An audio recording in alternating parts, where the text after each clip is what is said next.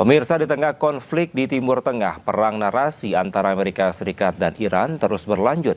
AS klaim bahwa Iran sedang berada di ambang keruntuhan. Sebaliknya, Iran menunjukkan kesiapan militernya yang semakin diperkuat.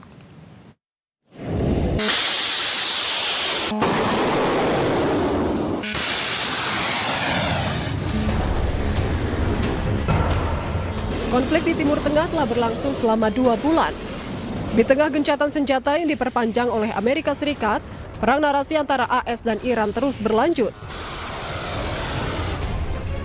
Presiden AS Donald Trump mengklaim bahwa Iran mengaku rezim mereka sedang berada di ambang keruntuhan.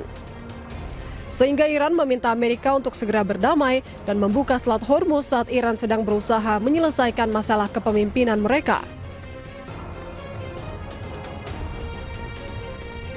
Sebaliknya, jubir Kementerian Pertahanan Iran, Jenderal Reza Tlaibani, menyatakan sistem keamanan Selat Hormuz akan lebih diperketat. Ia juga memperingatkan setiap serangan terhadap Iran akan mendapatkan balasan serangan militer yang lebih besar dari sebelumnya. Diketahui Selat Hormuz saat ini mengalami ketegangan akibat blokade militer AS dan kendali ketat Iran. Ketegangan tersebut membuat jalur Selat Hormuz sulit untuk dilalui dan mengganggu distribusi energi global. Pemirsa, di ujung tenggat waktu perang, Amerika Serikat justru semakin keras mengancam Iran. Ancaman tersebut muncul setelah Iran menghindar untuk berunding ulang.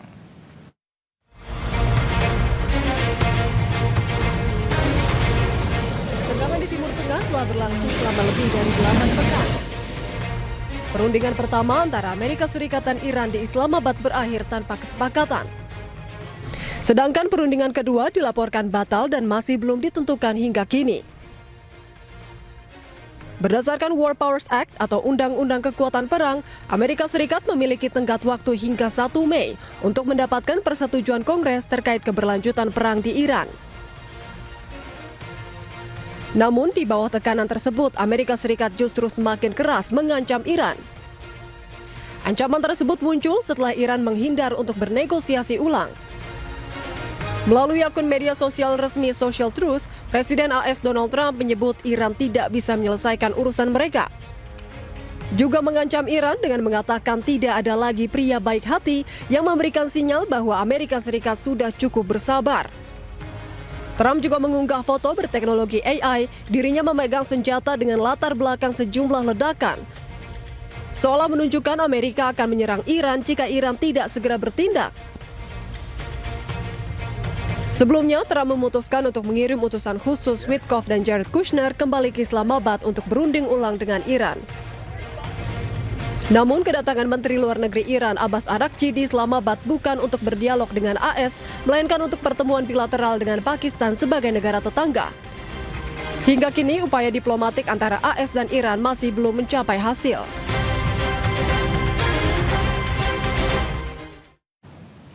Sementara itu, pemirsa, Amerika Serikat hanya punya tenggat waktu hingga 1 Mei untuk mendapatkan persetujuan Kongres terkait keberlanjutan perang di Timur Tengah. Jika batas waktu terlampaui tanpa persetujuan Kongres, maka AS harus menarik pasukan militernya pulang.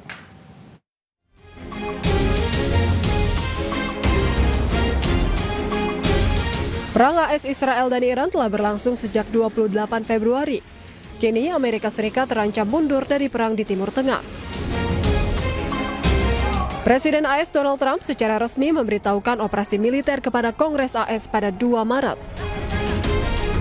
Sesuai Undang-Undang Kekuatan Perang atau War Powers Act, Amerika hanya punya waktu hingga tanggal 1 Mei untuk mendapatkan persetujuan Kongres terkait keberlanjutan perang AS di Iran.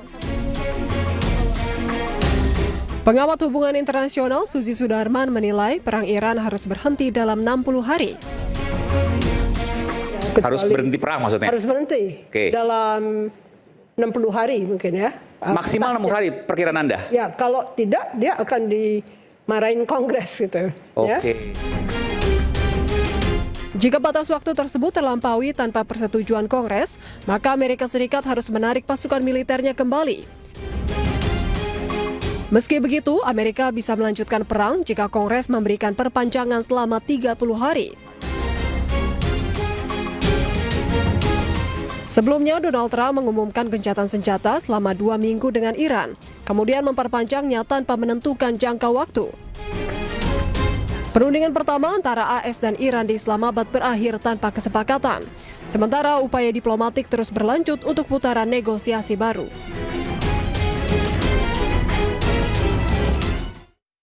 Pemirsa, perang Amerika Serikat dengan Iran yang mencapai batas waktu pada 1 Mei 2026 berpotensi melanggar hukum jika tanpa seizin parlemen. Pengamat hubungan internasional dari Universitas Indonesia, Suzy Sudarman, menyebut bahwa Kongres harus bisa yakinkan bahwa AS dalam bahaya jika terus melanjutkan perang. Jadi kalau saya melihat ini sebagai performance saja, performance yang harus dilakukan karena audiens dia adalah yang utama adalah audiens Kongres dan masyarakat Amerika Serikat. Sebagian masyarakat Amerika Serikat sudah jenuh dan sudah terlalu berat memikul harga pupuk, harga bensin, harga makanan dan sebagainya. Padahal janji dari Donald Trump adalah affordability atau kemampuan orang untuk membeli. Sekarang semua runtuh gitu, dan yang terjadi adalah perang yang tidak diberikan hak oleh Kongres untuk menyatakan perang, dan dia lakukan juga. Hanya ada kendala sedikit, yaitu sayangnya War Powers Act itu selalu bisa diveto oleh presiden, dan untuk menanggalkan veto tersebut membutuhkan 2/3 suara.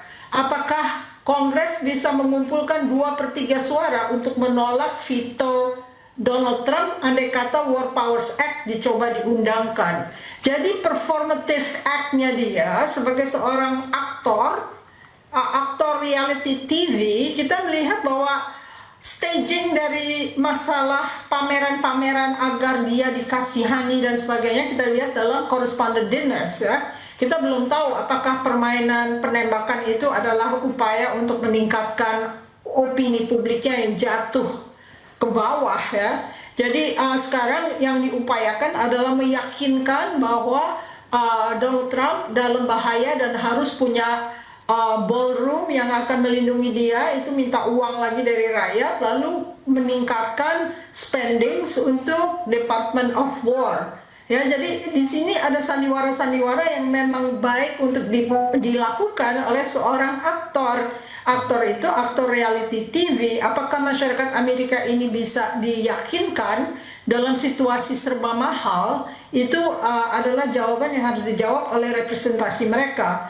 Tapi karena representasi mereka di Kongres adalah kebanyakan orang-orang yang menerima sumbangan dari AIPAC, tentunya simpati yang besar ada di pihak melindungi Israel. Nah, di sini kuncinya.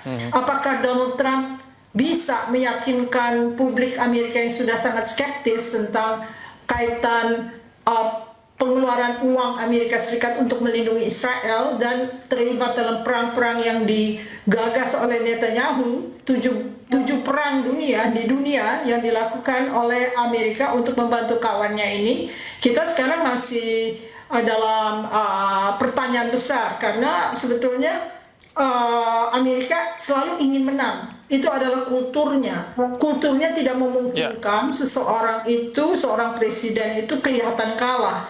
Jadi seorang aktor dari reality TV yang sebetulnya Donald Trump itu seperti Reagan, hanya kalau yang ini lebih kejam, lebih kejam dan lebih keji. Jadi kalau kita lihat dia sedang memainkan performance di kalangan audiens Amerika, apakah bisa meyakinkan dengan adanya penembakan terhadap dia, ancaman kehidupannya dan sebagainya, untuk bisa mengatasi suara opini rakyat yang sangat tidak mendukung Donald Trump. Ini dalam arti kata, ya, Trump sedang memainkan seolah menjadi playing victim gitu ya, Bu ya?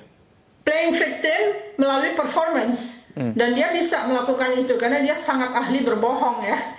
Jadi kalau kita lihat dalam industri kultural mereka memang semuanya bersifat entertainment. Jadi ada entertainment, ada pembohongan, ada upaya menghimpun mobilisasi opini dan sebagainya. Iya, Bu Susi, kalau menurut hitung-hitungan Anda, ada setidaknya 2/3 dari Kongres ini harus diyakinkan untuk mendukung Trump. Kalau menurut Anda, apakah Trump akan berhasil meyakinkan Kongres ini sehingga akan bisa terus melanjutkan perang di Iran ini atau justru sebaliknya?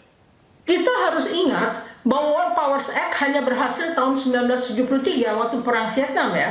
Jadi kalau kita melihat kegagalan-kegagalan yang upaya-upaya untuk menegakkan War Powers Act, itu kita bisa lihat betapa sulitnya, apalagi dengan jumlah suara yang sangat tinggi dari Partai Republik dan belum ada pemilihan sela, sehingga untuk menegasikan ini, kalau misalnya sampai di veto atau tidak dapat suara dari Partai Republik untuk juga bersama-sama Partai Demokrat, ini yang akan sangat rawan ya. Artinya kemungkinan terus perang kalau misalnya dia tidak diikat oleh War Powers Act, dan itu udah siap dalam arti pasukannya ada 15.000. Kalau 15.000 dibandingkan dengan 500.000 waktu ada di Irak, tentunya dia akan menggunakan alat-alat yang lebih canggih untuk bisa memenangkan itu, karena jumlah pasukan yang disiapkan untuk peperangan di Iran ini jauh lebih rendah dibandingkan waktu dia berada di Irak.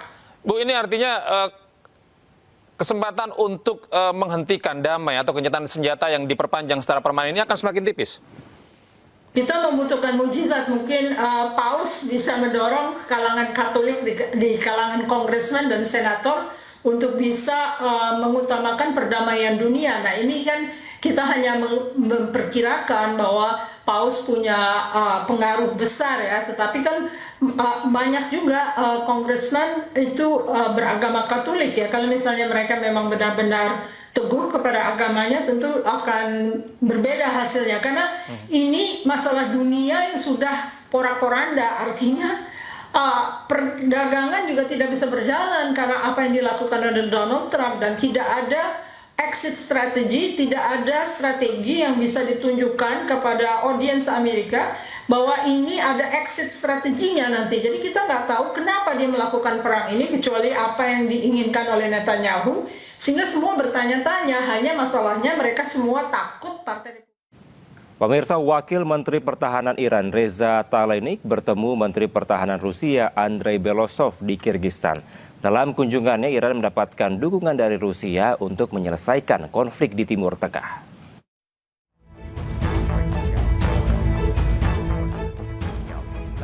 Di tengah memanasnya konflik di Timur Tengah, Iran terus melakukan safari diplomatik ke sejumlah negara. Kunjungan tersebut untuk mencari solusi keamanan di Selat Hormuz dan kawasan Timur Tengah. Wakil Menteri Pertahanan Iran, Reza Talenik, berkunjung ke Bishkek, Kirgistan untuk bertemu Menteri Pertahanan Rusia Andrei Belosov pada hari Senin. Dalam kunjungannya, Iran berhasil mendapatkan dukungan dari Rusia.